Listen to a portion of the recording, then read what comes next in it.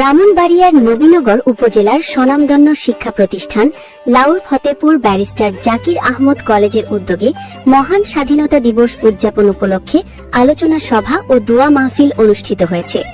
বৃহস্পতিবার বেলা 11টায় অত্র কলেজের অডিটোরিয়ামে এই আলোচনা সভা ও দোয়া মাহফিল অনুষ্ঠিত হয়।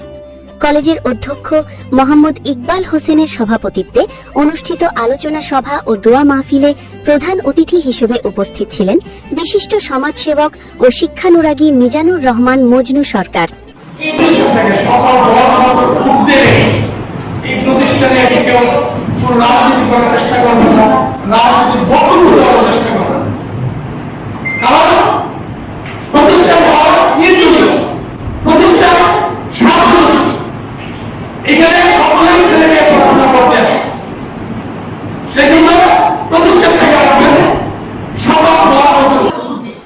প্রভাষক আব্দুল মান্নানের সঞ্চালনায় এ সময় প্রধান বক্তা হিসেবে বক্তব্য রাখেন ফতেপুর কমলাকান্ত গুরুচরণ উচ্চ বিদ্যালয়ের ম্যানেজিং কমিটির সাবেক সভাপতি আব্দুল্লাহ আল মাসুম।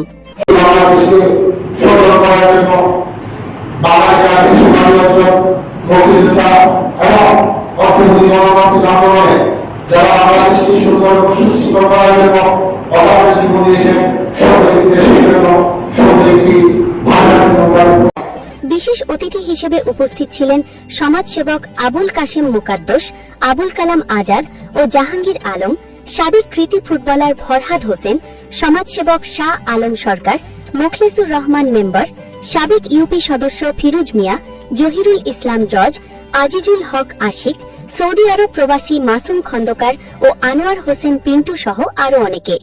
এ সময় বক্তারা বলেন, 1971 সালের 25 মার্চ কাল রাতে নিরস্ত্র বাঙালির ওপর পাকিস্তানি হানালার বাহিনীর বর্বরচিত হামলার পর 26 মার্চের প্রথম প্রহরে আনুষ্ঠানিকভাবে শুরু হয়েছিল সশস্ত্র স্বাধীনতা সংগ্রাম। দীর্ঘ 9 মাসের রক্তক্ষয়ী মুক্তিযুদ্ধে 30 লাখ শহীদের আত্মত্যাগ ও 2 লাখ মা বোনের সংগ্রামের বিনিময়ে 1971 সালের 16 ডিসেম্বর অর্জিত হয় পরম কাঙ্ক্ষিত স্বাধীনতা। এ সময় বক্তারা সকল শহীদদের বিনম্র চিত্তে শ্রদ্ধা ভরে স্মরণ করেন এবং লাউল ফতেপুর ব্যারিস্টার জাকির আহমদ কলেজ প্রতিষ্ঠা সহ নবীনগরের শিক্ষার মানোন্নয়নে ব্যাপক ভূমিকা রাখায় অত্র কলেজের প্রতিষ্ঠাতা ব্যারিস্টার জাকির আহমদের ভূয়সী প্রশংসা করেন।